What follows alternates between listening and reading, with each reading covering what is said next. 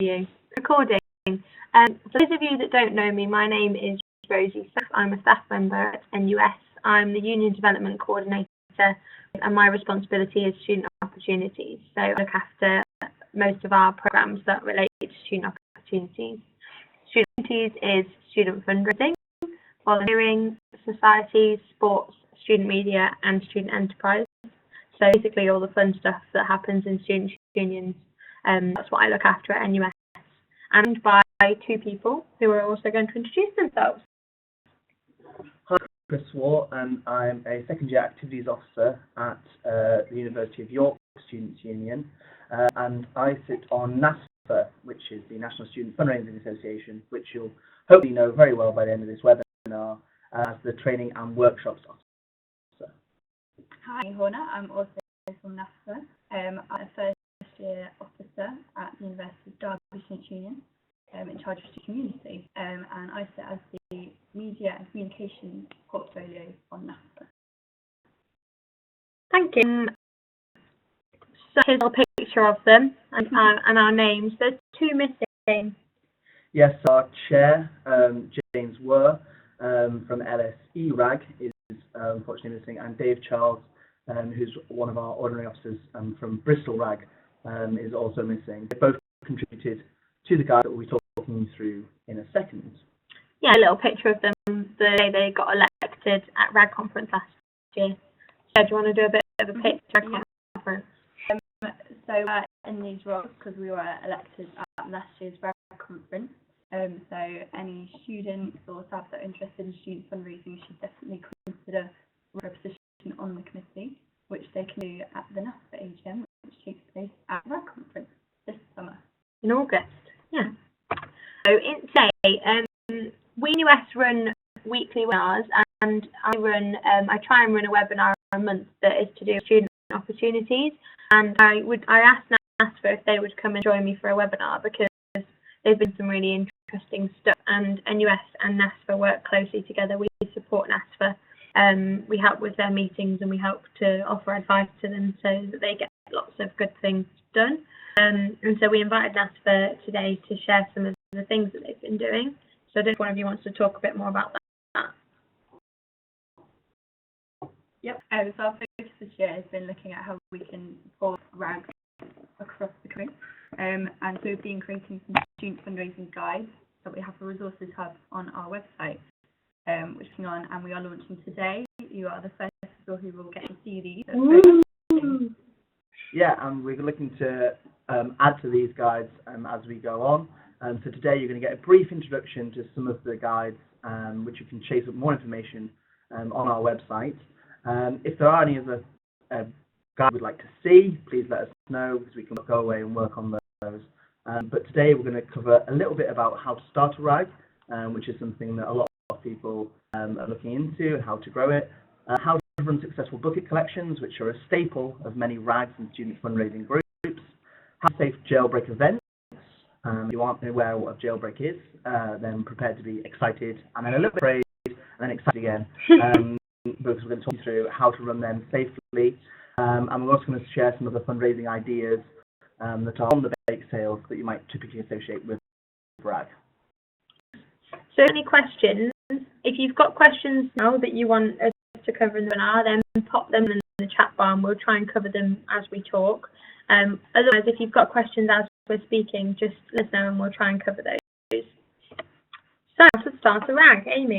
So this is sort of a guidance document on obviously how to start a RAG, but this is quite different across different unions.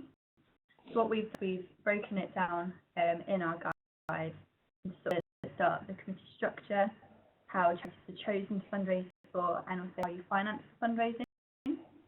And then it breaks down into further questions to help you figure out what's best for your union. For example, how many positions will there be on the committee, and what will the roles look like? The committee be interviewed or elected. When it comes to what charities you use, it's specific nominated charities that you fundraise for, either the local, national or international charities, or a mixture of all three.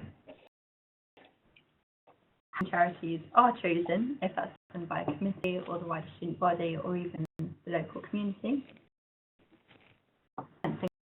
charities. So how you pay for fundraising tools, could this be done through a percentage of your fundraising, which is set aside for future events? Will there be money received from the Students' Union? Are there any community grants you could apply for? And is your Students' Union able to create accounts within their own finance department for your fundraising? It's all in the guide, and this is for students to look at how they can set it up, and it encourages them to get in touch with their Students' Union. So that would be you guys. Questions about that? Or anyone to share about starting a RAG in your Students' Union?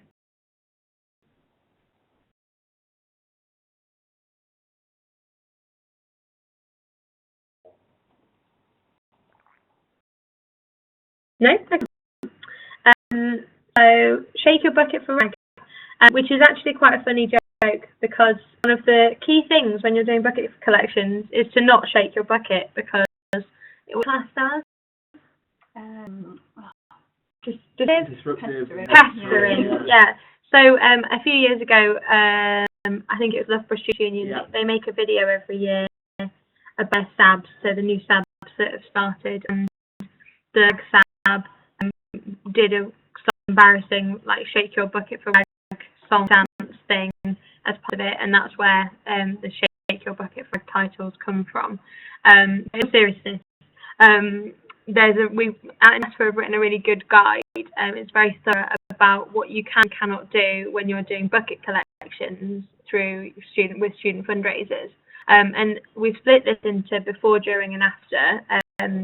So before, it's really important to book permits in advance and to tell the charity and get to know them. To know them is really helpful because you can get some useful facts about the charity that your student fundraisers can share when collecting. You can get supplies like T-shirts, costumes, buckets. You can get the stickers to go on the buckets so that they've not been tampered with. And before, it's really important to recruit people. So people who want to do bucket collections, also who want to help with RAG, to get them involved. I think they should be collect in the permit area, so they will have an area on the permit that says where to be. It might be a specific stream, or there might be an area marked out for them, and that's where they're allowed to collect, and it should be made clear that that's where they're supposed to be. As we're also advised that taking breaks is really important, so that you haven't got people out for hours and hours and hours on end without having a break. So the key thing is to pre-arrange some counting, so that after the collection takes place, you know who's responsible for counting the money. And NASFA recommend that you do that with the Students' Union or with the charity, or you can even send the money off in buckets to the charity. But make sure that that's pre-arranged so that you're not kind of getting everybody to count, so that you've got a record of who is doing the counting, so that money is all accounted for. And there should be at least sort of 2 people when you're doing counting, just to independently verify and sign, or not necessarily sign, but independently verify that the money was collected and counted, and that nobody was anything underhanded, which we expect, but it's always good to be sure. Yeah, to be safe and to think about it beforehand and worry that you've got money that's gone missing. And also, what else do you need to know? You can get letters of authority. So do either of you know much about letters of authority? They what we need to do with permits kind of ties in. Each council is different, so that can be that the council actually require a letter from the charity themselves saying that you could fundraise for them. So it's worth checking with your council what you do need to supply them with. Explanation about this in the document. Petra talked about, and then don't shake your bucket. That's just to remind you that we really ought to stop using this title. It's just so catchy. There's more detail in the resource, so what you can see on the bottom of the screen now is we've done a bit of a screen grab from the top of the resource, and that talks you through some of the more kind of detailed things that you need to know about, so that you feel confident as a Students' Union in advising your student fundraisers about what to do. Any questions about this one?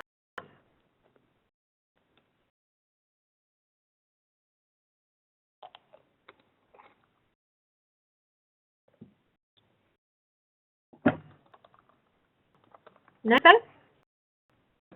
Okay, we'll move on. Getting through these quite quickly. Hitchhike How To. So one of a very popular event that a lot of RAGs and student fundraising groups across the country do, which is a jig or a charity hitchhike of some form. And there's two main types that this takes. The first is a lost, and the second is a jailbreak.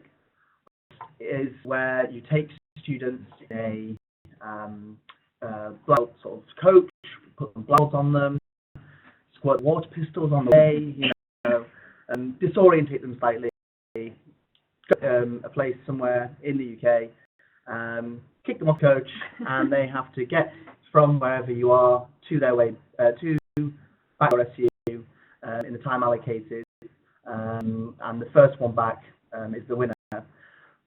Excuse me. Is where you have to get from point A to as far as possible without spending any money in the time allotted.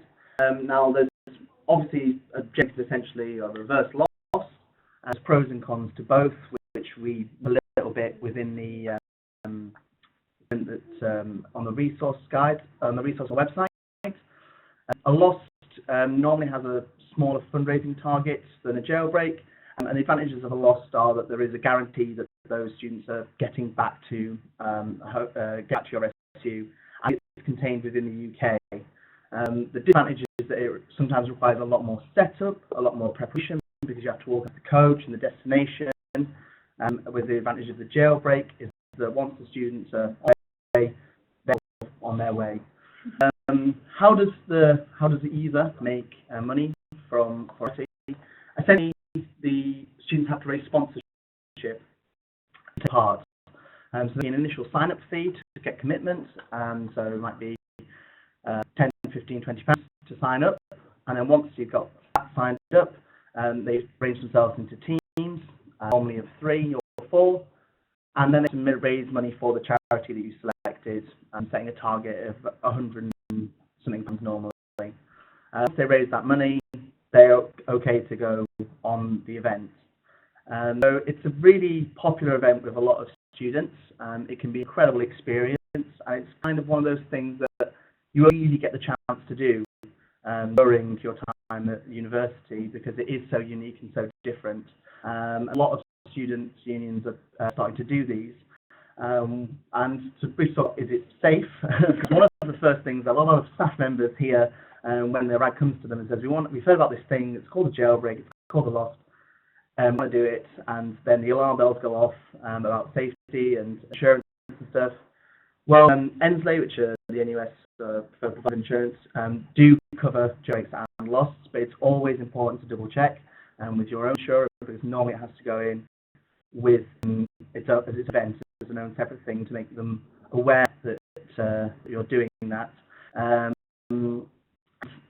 We've got some guides that you can approach us for if you want to get them.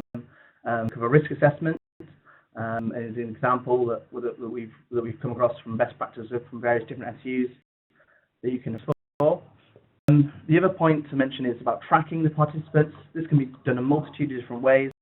Normally, the participants are given the guide on when to check in, how often to check in. So, for example, make sure that if they get a car, they're texting you the license plate number, where their destination is, if they're getting on a train or a plane, texting you the number of, or somebody, number of the flight number or the train times that they're going to be getting in. That's monitored by a central hub of normally the RAG committee or separate volunteers that monitor it and keep it on a website or keep talking about it, and in that way engaging the wider student body as well.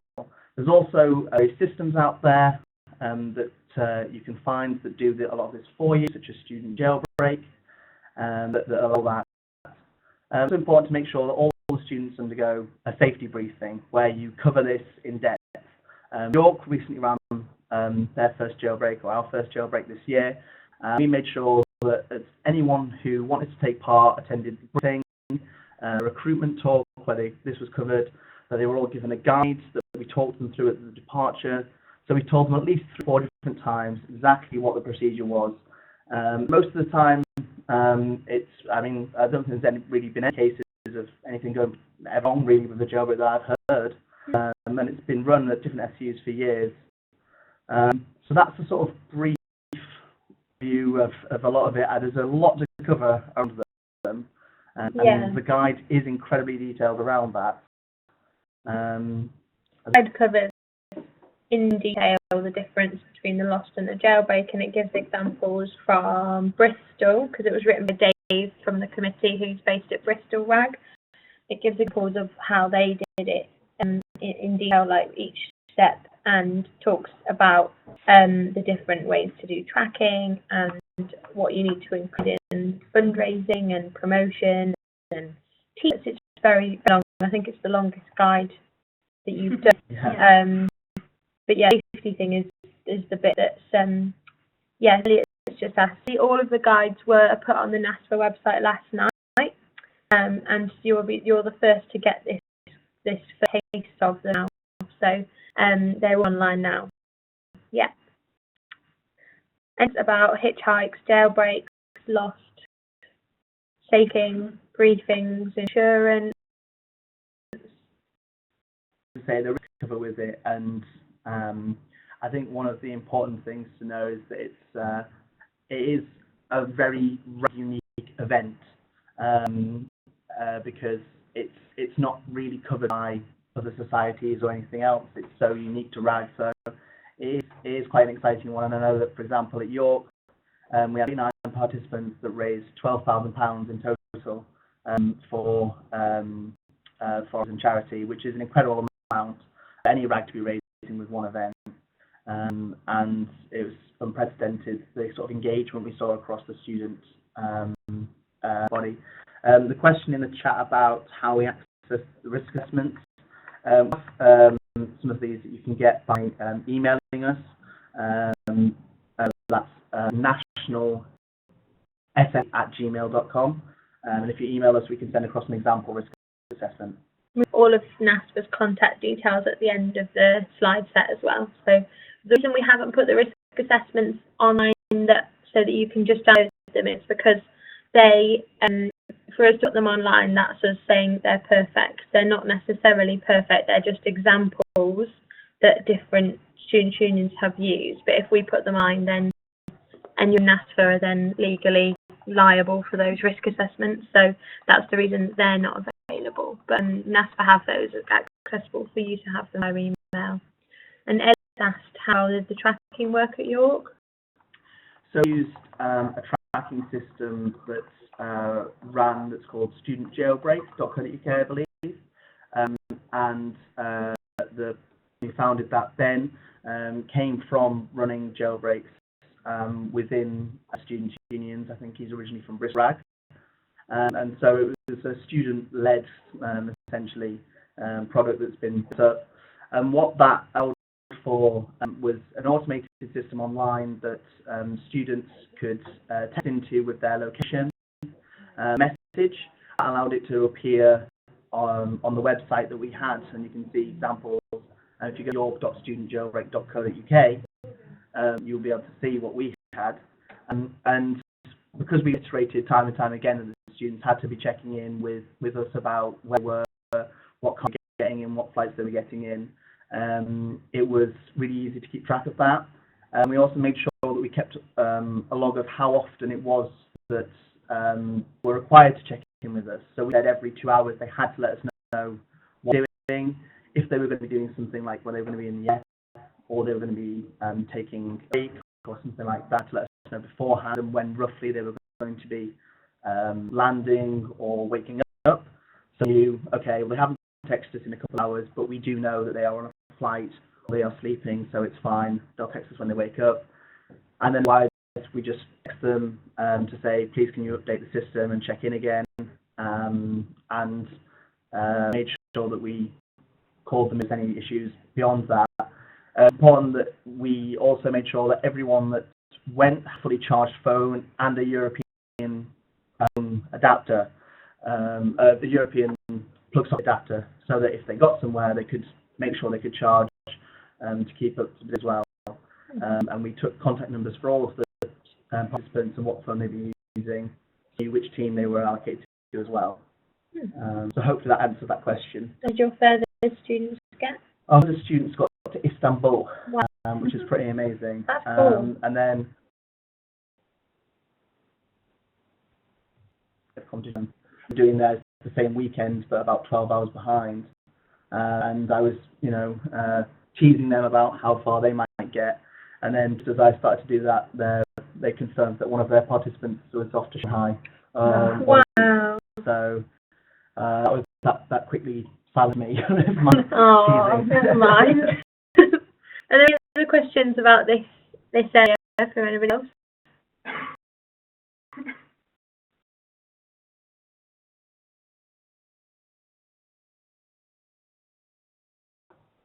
If you have questions that you haven't answered yet, we can do those at the end. Okay, so the last resource that NASFA have got online is what they've called Beyond Bake Sales. Yeah, so all of the guys have gone to already a bit more specific, so this is more of an overview of some different ideas that you can do and get your students to take part in. Brief overviews of each one, but they are quite detailed still, so you can have an idea of how to do them. So some of these, we'll check out some of them to focus on in more detail. So a bar crawl is quite self-explanatory. A puppy, again, self-explanatory. Supermarket bag pack, quiz night, sleep out. I think that one's a bit more complicated. Yeah. So few parts. Now there's a big one that normally happens in Nottingham, the charity framework, which I first heard of, and I wasn't sure it was at the time when I was in RAG. Basically, when a group of students agree to the night out in the cold, basically on a street, to make awareness of rough sleepers and fundraise for charities that work with people who are sleeping rough. In order to do them, you can find areas to host it and ensure that the council are aware, or wherever, if it's something like that, make sure the landowners are aware, and let the team know as well what you're doing so that they can support you. Obviously, everything has to be cleared with the union, so risk assessments are available once again. If you email us, we'll be able to let you know of any resources. In the document, we provide examples of the RAGs which do events like this. So, a CPAT, we've got Bath, London, South Bank, and York also host one. So, once we'll be able to send over risk assessments. We also show in the guide about promoting and funding and what's on the day of the event, things like in general participants having enough clean to keep warm, cardboard boxes put on the floor, and it's going to alert in campus security or the owner security of what's happening. It's a fundraising event because not only does it often raise money for the charity, but it also raises awareness of the issues.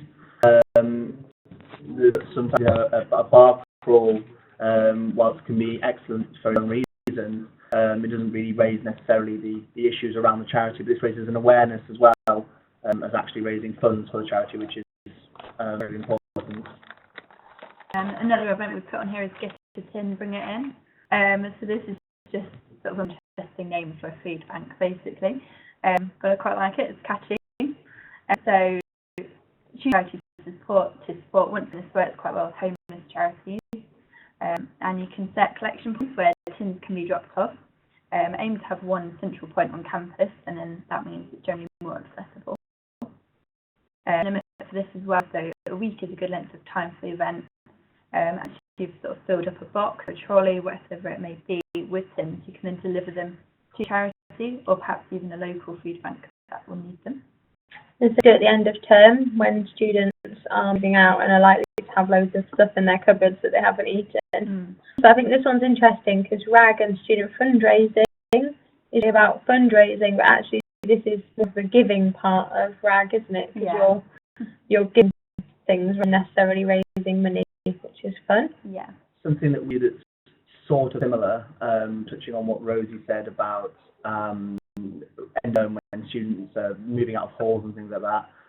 When everyone moved out of halls for the end of the year and won't be coming back, our campus security and campus cleaning to do a sweep of the kitchens and collect all of the leftover pans, pots, cutlery, all of that kind of stuff. RAG committee to wash it all, and you'd be surprised about how much gets left over Yeah. at the end of it.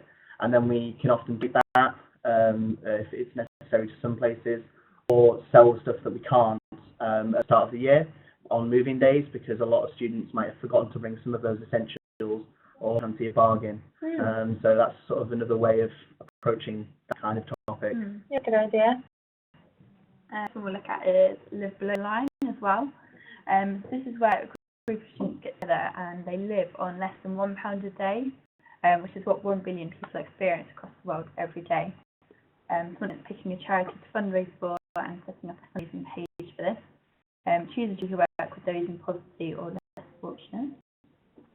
Using volunteers to take part in the challenge. Obviously, recruitment methods, social media, things like that. Promote it and sort of posting updates. This sort of relies on social media quite a lot to keep people updated on how people are finding the experience and showing how hard it can be to live for less than £1 a day. Blogs an excellent way to show the struggle of the week, and food blogs as well. Examples of this are Roehampton, Manchester and Portsmouth. We want them to contact for a risk assessment, or alternatively you could email us and we'll get in touch. One thing as well, which we're about to go on to, is that we now have a RAG map. Oh. This isn't the actual one, this is a screen grab of what it looks like. There are shiny new resources hub. You can also find a RAG map, and it links you to this. So each star you can see in the picture is a RAG, and if you click on that star, it will tell you the name of the RAG, the university they're at, how to typically fundraise annually, and also how to get in touch with them. So in some of our resources, we provide example RAGs of where these events are done. You'll be able to find their details on this map and get in touch with them. To Republic of Ireland RAGs. Not at the moment. Someone's asked if people have any contact with them that we don't have, then please introduce either us or LASFA or NUS, and we can try and get in touch with them. Also, the map each RAG, if it needs updating at all, you can just let us know we're able to update, or if you think there's a RAG that isn't on there and should be on there, we can add that as well. So you can email us if there's any more information to go up on that, so that we can keep improving it. Touch on the sort of events that we just kind of read a little bit. Obviously, there's just 9 ideas of fundraising, and the options are almost limitless. I think, like I explained before, RAG has this almost unique ability to be able to do things that other student groups just can't because of the very nature of it. And I think what's important to recognise is that it's important to have a very varied program of events that meet all of this criteria, and think about why you're actually doing it. Because people want to say it doesn't really raise awareness for any particular charity, and it might not necessarily be your biggest fundraiser. It can be really important to raise the profile of RAG for a lot of students. Equally, a puppy day, it will appeal to very different types of students as well. And it's important to have that varied program, because it's incredibly difficult to do an event that is always inclusive, always going to raise the most money, always going to raise the most amount for RAG. If you have that varied program, you can make sure you're getting the key messages of awareness across, the key messages of raising the profile. So always think about why you're doing the event. And another way to be incredibly successful with them is have totals. So talk charity and target, and to talk to charity that you're wanting to raise for before the event, and talk about what they might need, what they're looking for, and find out something that you can set as a total. Because then that way your student fundraisers have something to aim for and something to achieve for. Because if you're doing you can bring it in and you say that this would be, we like the charity you're working with says, oh, if you give us £100, we'll be able to get this thing. And the students have so far raised £90. They might get £90 because that's a big number, that's a good amount. But actually, if they know they've got to raise for £100, it will keep them pushing, it will keep them going. And then at the end of it, for your impact reporting, not only will you be able to say, we've raised £100 for this event, this amount has afforded the charity X. So that can be incredibly motivating for the student volunteers and the student fundraisers to actually see where their money is going. and know what benefit they're actually making. So when you're coming up with your program of events, always think about the targets that you've got so that you can keep pushing for it, and keep trying to sell those last few naked calendars you've got, or get the last few people to sign up to the colour run, because that can be an incredibly motivating thing for RAG. Yeah, point. You've had a question. Do you have any resources or events that specifically target international students or postgrads? These students tend to be the most difficult to engage with RAG. I think that's a really good point. It's a question that I get asked a lot actually about generally student opportunities, so clubs, societies, volunteering, fundraising, that in postgrad students don't tend to engage as much.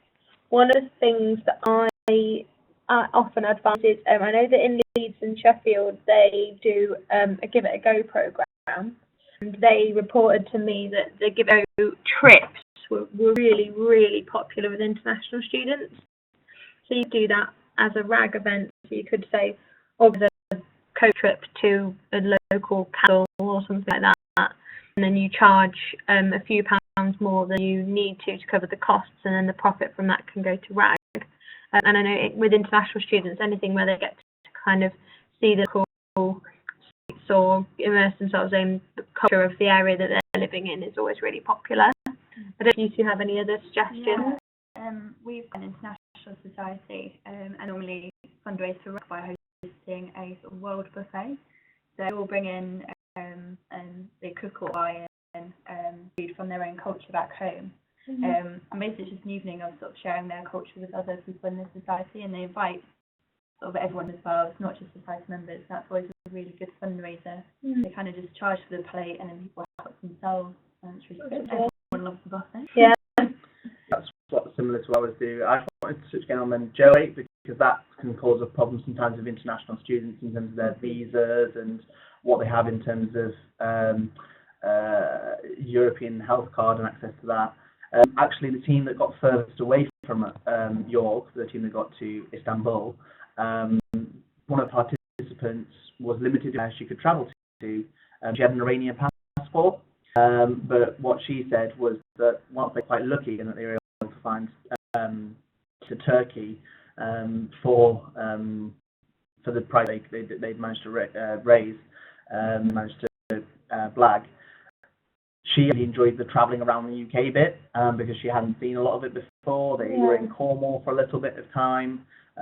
She'd never been to London, for example. And reiterate that point when you're talking to your students, especially if you're a particularly southern or northern university. Whilst it might be more exciting in some ways to try and get across the Channel Tunnel into France or Belgium, if you're doing a prize for your jailbreak teams to get the furthest, then often somewhere in Scotland is often further away for a lot of students' unions. So that can be an exciting way to do that. Or you might do a lost where, you give people a bit of time at a city, and so, Manchester or something like that, where they get a chance to explore for a couple of hours before they have to try and get back. And so that can be an exciting way to do that as well. So they did with postgraduates when I worked at Swansea University Students' Unions. We did, I forget what we called it, but basically we asked PhD students to come up with a poster that summarised their research project, and they paid something like £5 to enter, and it was a competition. And then we opened it up like a gallery for a week or so. As people left the gallery and voted which was their favourite project based on the poster, and then the winning won half of the money back. The half went to RAG. Our postgrad society came up with that as a fundraiser because it was something that for posts they often have to produce like a poster of their thesis, so it was good practice for them, but also it was good for the undergrads to see the kind of breadth and depth of the study that was happening at post level in SC.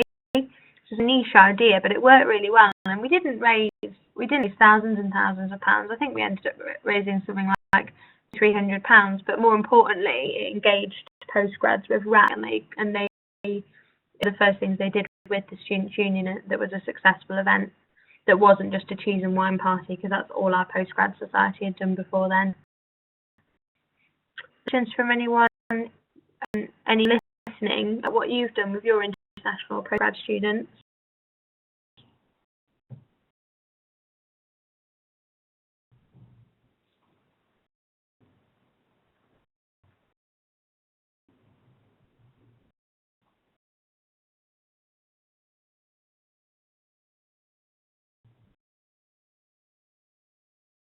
I know it takes people a bit of time to type, but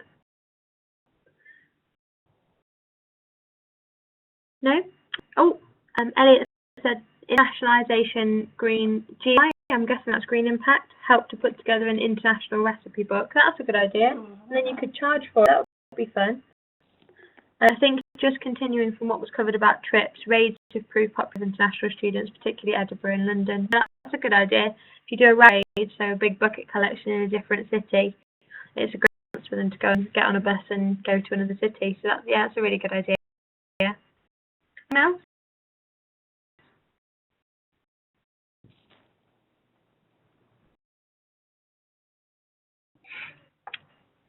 We've gone through 9. There's 9 ideas on here, but now we're really happy to take our ideas. So have you got any other really good ideas from Student Union or from your RAG that has been good, that's kind of beyond the bake sale? Because what I had to do with this is when RAG come up to you and go, we're going to do a bake sale, or even one of your societies or sports clubs, or we're going to do a fundraiser and we're going to do a bake sale. You can use this resource and say, why do you do one of these instead of a bake sale? So if there's any other ideas that you've got from your experience, we add those in, or we could make a beyond bake sales too. Yeah.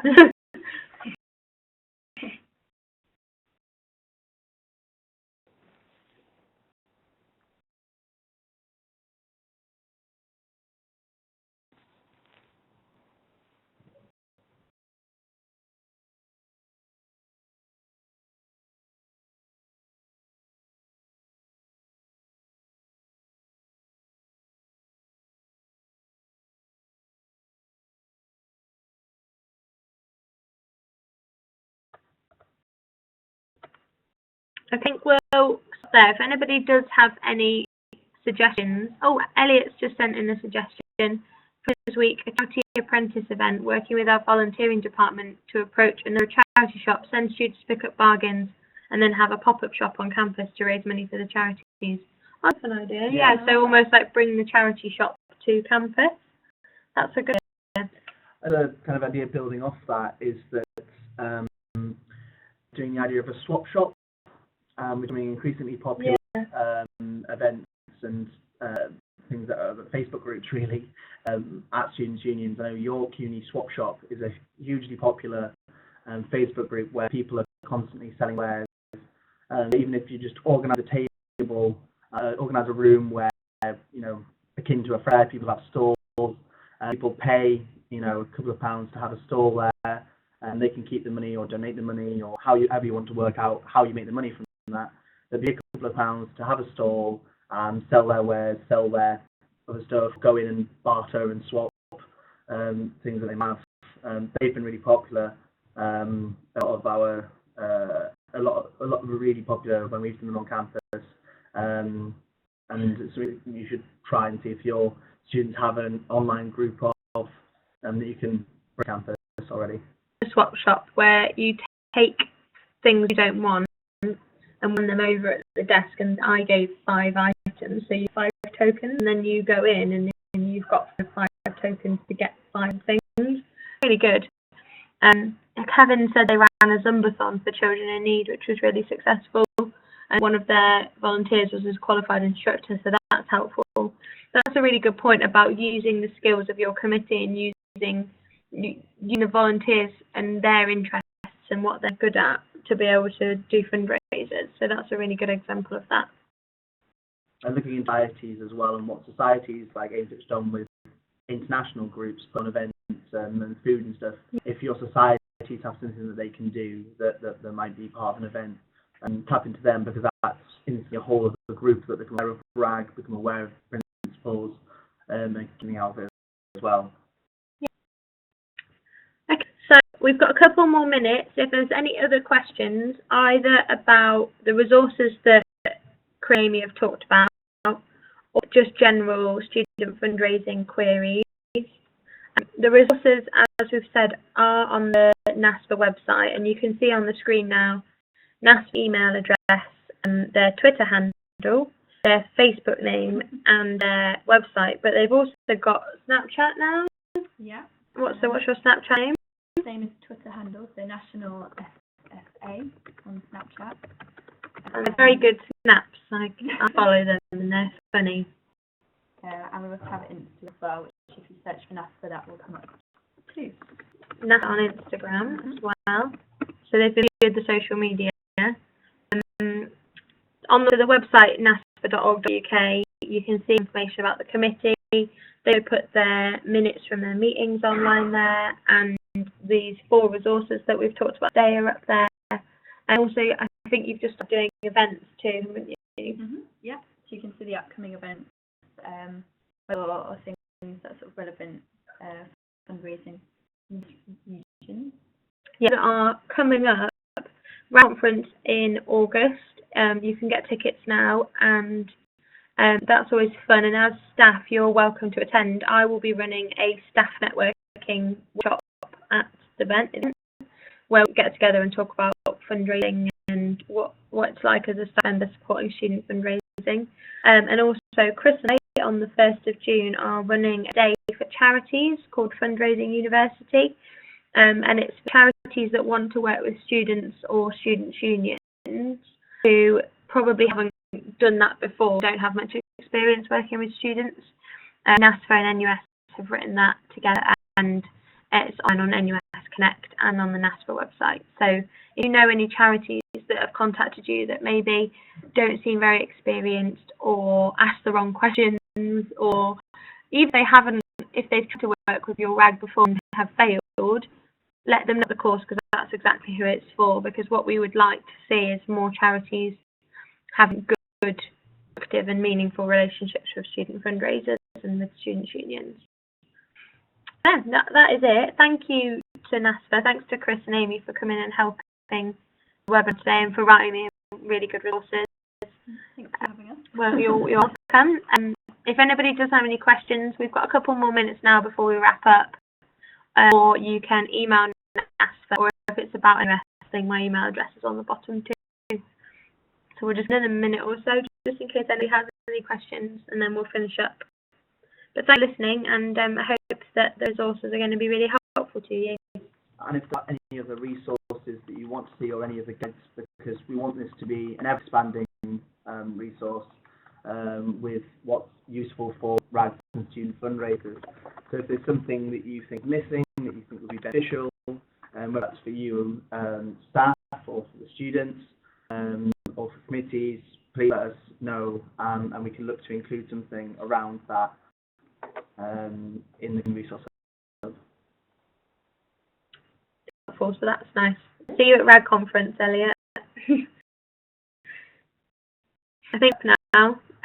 So yeah, if you've got any other questions,